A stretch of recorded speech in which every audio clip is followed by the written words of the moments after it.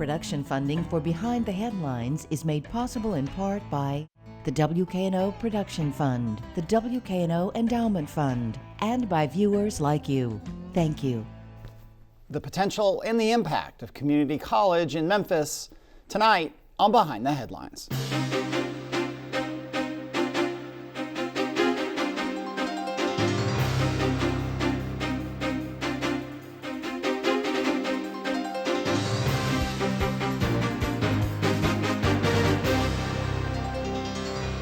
I'm Eric Barnes with the Daily Memphian. Thanks for joining us. I'm joined tonight by Dr. Tracy Hall, President, Southwest Tennessee Community College. Thank you for being here. Thank you for having us. Along with Dr. Jacqueline Taylor, Associate Vice President of Retention and Student Success at Southwest. Thank you for having me. Absolutely. Along with Bill Dries, reporter with the Daily Memphian. You have been at Southwest since 2015. Yes. And been in community colleges, we were talking a little bit before the show, in St. Louis and Kansas and where was, I've forgotten the other one Yes, already. so St. Louis and Kansas City, Missouri. And Kansas City, Missouri. Yes. And for you, looking at Southwest, at its best, Southwest can be what? At its best, Southwest can be seen as the workforce development provider here and key to training our community and students. And I think that that's one of the things that we have to tell more about what we do at Southwest. When we talk about workforce development, any conversation about workforce development that does not include Southwest is a mistake. And I'll say that because that's the history of community colleges. We are multifunctional, we are comprehensive, we do it all. But one of the key parts of our mission has always from the beginning included workforce development. And I read from a really interesting profile that of you and Southwest that Jane Roberts did for us. And the open was that Tracy Hall's first duty as the new president of Southwest in 2015 was sorting through the issues behind 7 years of consecutive declining enrollment. And Absolutely. You have turned that around pretty dramatically. Yes. What did you do to change that direction? And because actually the declining enrollment was during the recession, where generally colleges and community colleges, people, it's harder to get a job, they go back to school. In fact, Southwest was going the wrong direction in that. So what did you do to turn that around? Well, one of the things we had to do was just to take a look at ourselves. There are a lot of factors that impact enrollment in the communities, and there are a lot of factors that are beyond our control, but there are a lot of things that we could do internally. And so what we saw and had been seeing really for years is that our processes were broken. Students had been telling us for years that it was hard to become a student. It was hard to be enrolled, and all of our paperwork and things getting lost, and so that was a challenge. And so we just looked at what we could do to change. And so one of the biggest decisions was to become members of Achieving the Dream. And that's a national education reform network that looks at transforming institutions, not doing boutique programs, not tinkering around the edges and fixing this or fixing that, looking at the entire college. And that's what we did. And so from recruitment all the way to completion and beyond, we looked at all of our processes. So that's what we did. We fixed ourselves. And Dr. Taylor, you joined in 2016, I believe. Yes. And in the last 3 years, the enrollment right now, I think, is 9,500 or so, and it's been rising over these last 3 years. From your point of view, what was your role in looking at, hey, we got a problem, we've been declining, there's new leadership. What was your role in turning that around? Well, 2 months into starting at Southwest, Dr. Hall called a team of us in. And she explained what Achieving the Dream can do for us and said, this is the work. So my role was to really look at the student supports and wraparound services. Our systems were broken, and it was important for us to really think about what are the true challenges our students have outside the classroom. So we added a mental health counselor, social services coordinator. That had not been done before at Southwest. We increased our mentoring culture. That has really improved our retention over time. So students who are mentored actually are retained at a higher rate, and they have a higher graduation rate. We create a veteran support center. We've created a Mom's Achievement Center for single mothers. So we really looked at what our promising student populations need and did a lot of work around that. Professional advising. All students have an assigned advisor now to walk with them throughout the graduation and matriculation process. Yeah, let me bring Bill in. I think you got, I'm sorry, I'm a little bit under the weather, so I'll sound a little strange today. You got at Southwest a little bit before Tennessee Promise, the state program that guarantees 2 years of free community college, or at the TCATS, the Tennessee Applied Colleges of Technology. What kind of a role has that played on reversing the downward trend in enrollment there? Well, we've seen an increase in our student population in terms of younger students coming directly from high school, which has always been a challenge for community colleges, because a lot of times in the high schools they focus more on four-year institutions, and we don't necessarily get a lot of information provided to the students about what we offer. And I think some of that has to do with counselors, and they may have never had an experience with a community college. They understand the four-year process and systems, and so that's where they direct the students. And so Tennessee Promise had them look at us because it removes the financial barrier for students. And so then parents that may have only thought about sending their children to a four-year institution, they started to give community colleges a second look. Dr. Taylor, what have you seen in terms of retention of these younger students specifically? For Tennessee Promise, we have really ramped up our retention in that area, specifically with our bridge programs. We've been able to have a summer bridge at Whitehaven. Last year, the retention was 100% for those students, and this past summer, about 92%. So it's a program between their first year at Southwest and their second? Absolutely. It bridges them into their fall semester. And to have those type of retention rates for bridging the gap, so to speak, in their academic preparedness has really been amazing for us. Dr. Hall, do you have to compete with the younger students in terms of them just seeing a lot of ads on television for the for-profit schools that are out there? Is that a factor? Well, actually, we compete not only with other institutions, but I say this often, we compete with the streets, because there are options that students see every day, and they see people who are quote unquote successful, maybe to them, that aren't going to school. And so that gets their attention. Quick money, fast money. So that's our competition, and that's how I have always looked at it. Of course, we do have other institutions of higher education that compete, but look at the number of students or potential students that are not going anywhere. In every city in which I've lived, I've gone through some of the more distressed areas looking at people who are just kind of hanging out in the middle of the day. And those are the people that I want to come to Southwest. I don't believe that there are throwaway people, but we have to find a way to engage them. So to me, the streets, that's our competition. I don't know if you have the exact number, but I'm curious how many people come to Southwest or start the process or begin to explore and don't realize that they may qualify for this Tennessee Promise, that they might be able to do this for free. I mean, how many walk in saying, I don't know if I can afford this, I'm interested, and then are surprised to learn there's this Tennessee Promise program? Well, I think the positive thing about Tennessee Promise, another of the positives about Tennessee Promise is that the high schools are very supportive, and so they have to begin the process. They're Absolutely. So they have to begin in high school, and so Yeah. the high schools are telling students about Tennessee Promise. They're also telling, and for the older students being over, I think 24, they are aware of Tennessee Reconnect, and so that's for the adult students. So what percentage, I mean, I don't know, I should have looked this up, but I'll ask the experts here. Is Tennessee Promise, it's income based, right? It looks at your income in part, and if you don't qualify for other dollars, it's a last dollar program. Am I saying that correctly? It'll fill in any gaps that a Pell Grant or other financial aid doesn't cover. Right, and so students all have to fill out the FAFSA, and so based on what their expected family contribution will be, they typically, our students, because our students are amongst the poorest in the state, the EFC, or expected family contribution for students that come to us, is around $875 For a year.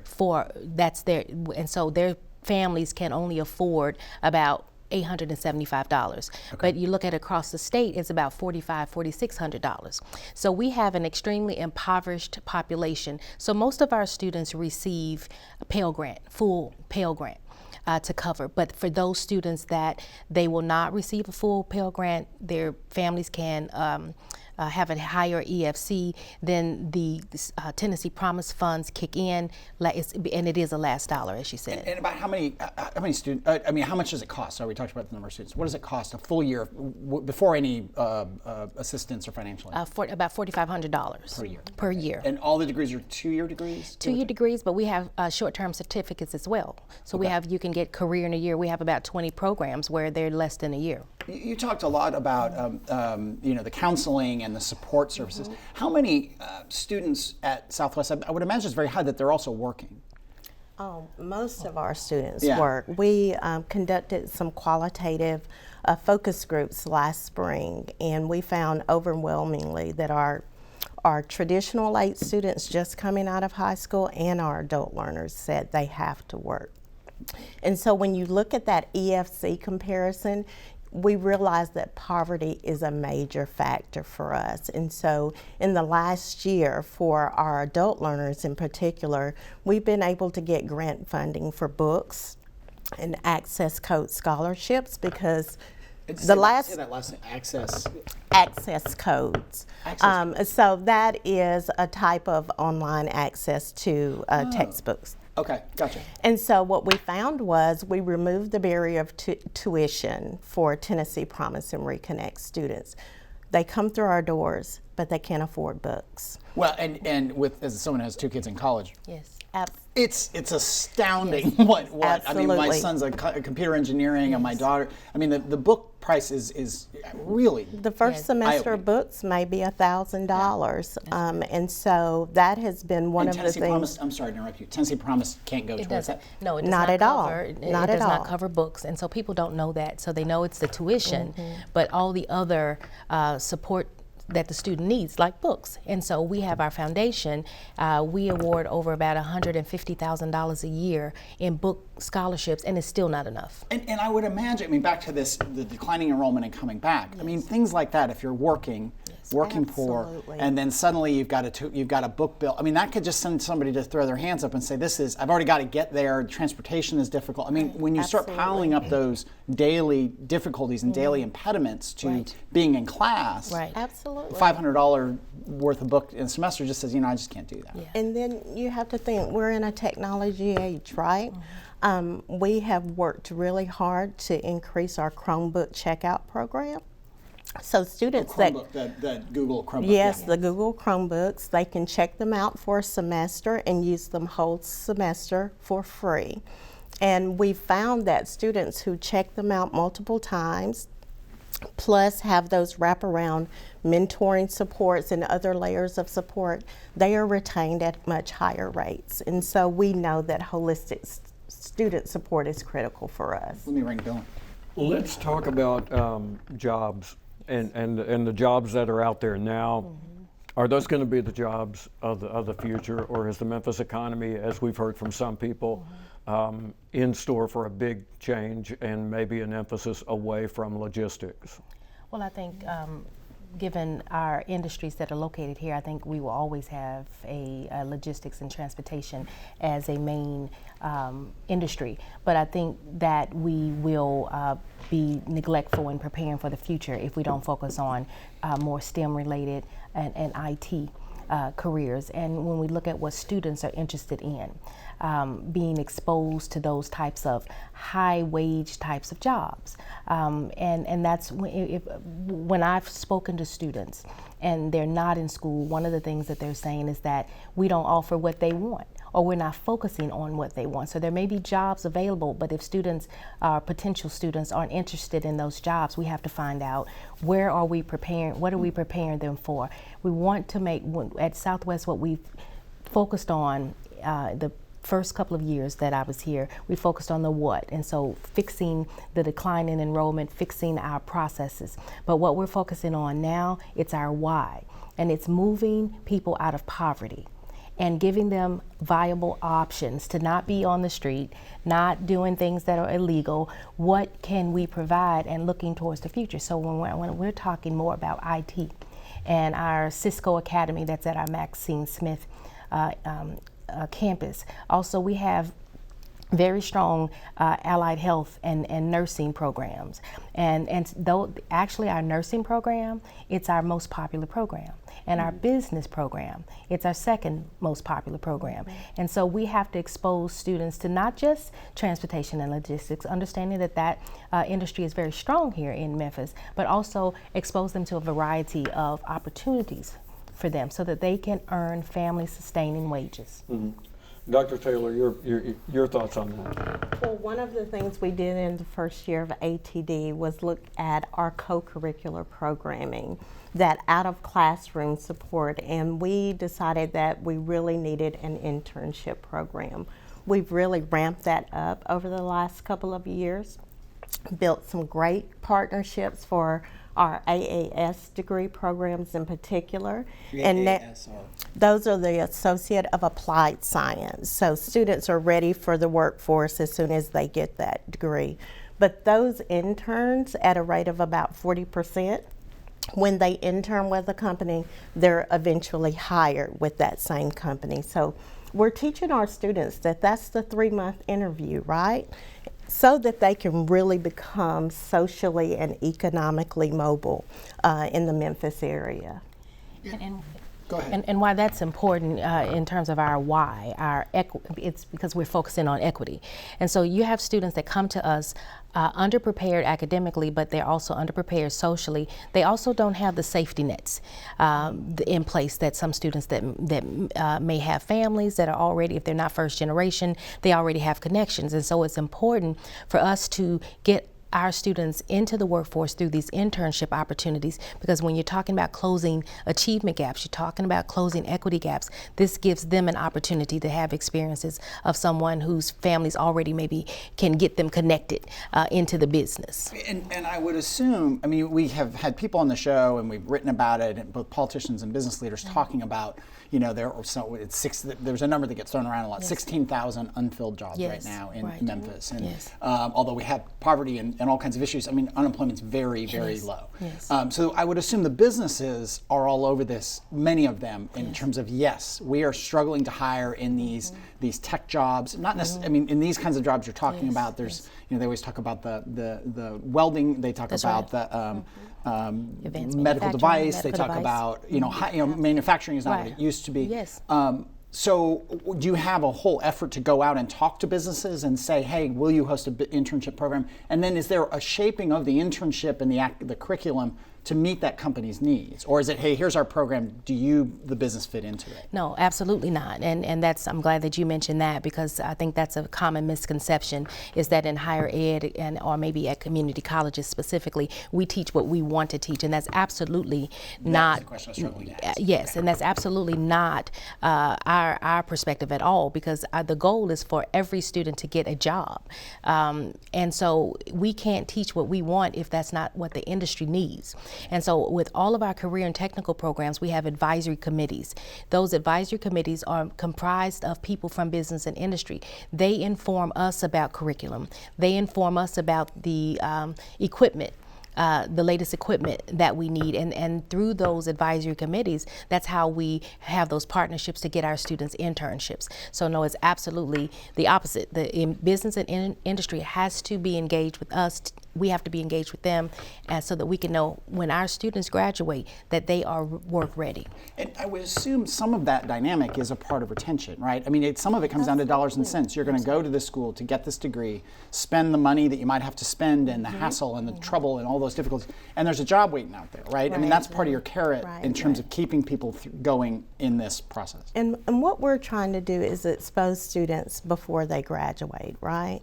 We hope to get to a point where students are getting at least 2 internships before they graduate, because it's more than just having expertise in the discipline and knowing how to use the machinery or do accounting. It's about soft skills and critical thinking, do they know how to communicate and collaborate and be part of a team and lead when it's time to lead and follow when it's time to follow? So those experiential learning opportunities allow us to really cultivate our students by intellect, but also within their character as well. We want to be known for sending out great people with great attitudes, great skills to be a part of the Memphis workforce. Let me go back to about 6 minutes left. All right.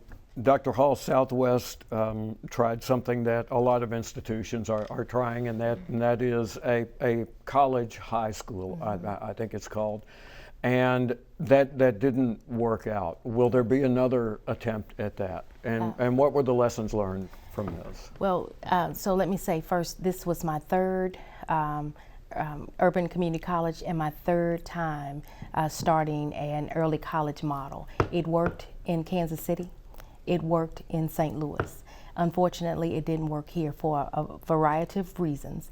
But one of the things is that because I've had experience doing that, I knew that if students, this is a very rigorous model, if students aren't provided the necessary supports in high school, they will not be ready when it's time for them to take college classes. They have to have qualified, certified teachers. They have to have the wraparound support services. If that's not provided in high school, they're not going to be ready. And so the goal was to do just as I've done in Kansas City, where it's been successful, and in St. Louis, where it's successful. Here, it didn't work. Will there be another try? We are ramping up our partnership with Shelby County Schools, and we're in discussions about what happens next. But I will say we've gone from about 600 or so dual enrollment students last year to over 1,000 this year. So we have not abandoned our partnerships with K through 12. In fact, it has increased not only with SES, but with all of our suburban districts as well. When we're talking about exposing students to careers, it does not just begin when they get to our doors. And so we have to work in the high schools and have students to see what an advanced manufacturing job looks like, what mechatronics is before they get to us. And so we are currently doing that. I will always feel that this has been one of the great disappointments of my career, the failure of this particular early college high school. That will not deter me from continuing in the partnership with K through 12. And when you talk about student preparation, you're talking about students at a much earlier stage before they get to your doorstep. Absolutely. If we start talking, and so that was the beauty, and that's the beauty of early college high school, because you start talking about college before 11th grade. A lot of times in dual enrollment, we start when they're in 11th grade. We have lost too many students before then. If students don't know how, and even going before 9th grade, what Dr. Ray is doing with the whole reading initiative is critical. What Joyce Ray, the superintendent, yes, and what the city is doing with pre-K, that's all, it's a system. And so if students don't know how to read by 3rd grade, then they are disadvantaged their entire educational career. And so that's why the early college model is critical, but even more and sooner. To work to get students ready for college. We have to start in preschool. With just a couple minutes left, you mentioned mentoring. Who are the mentors? Internal faculty? Are they outside business people? Who are the mentors? Our professional staff and faculty volunteer. Actually, they give of their time without expectation for a stipend or anything to support our students. And since 2016, we have ramped up our mentoring model from 24 students to well over 700 in that program, and over 100 actual mentors that support our students. You mentioned veterans. Offhand, about what percentage of veterans what percentage of Southwest students are veterans? Do you have any sense? We have about 150 students. Okay. So it's a relatively low population, but we know that veterans need that additional support. Coming back from active duty, getting transitioned into college, is really critical that we hone in on serving promising student populations. We appreciate the service of our veterans, and so we have been very intentional to wrap that up. I did not know this, I should have until I read this article, that there are there are 7 actual physical locations. Yes. I mean, there's Yes. the people think of the building along the I-40. I-40, right. So That's the primary campus, but there are. Talk about these other So locations. we have 7 locations. We have the Macon Cove campus. It's off 40. We have Union Avenue campus, and those are our 2 larger campuses. And then we have smaller campuses, one in Whitehaven, one in Fraser, and one in okay, we have one in Whitehaven, Fraser, and then it's Maxine Smith, which is near South Wind. And then we have locations in which we partner. So we have a space in Millington, where we share space with the University of Memphis, and then we've recently opened our Somerville location, which is a partnership, yes, in Fayette County with UT Martin. And are there more locations on the way? Well, stay tuned. Okay. Because we're trying. We have done. We think we've saturated almost Shelby County, but now we're looking at Fayette County as well. Well, we will get you back and talk about that when that happens. Thank you both for being here. Thank you Bill. Feel better and stay away from everyone. Yes. And thank you for joining us. Join us again next week.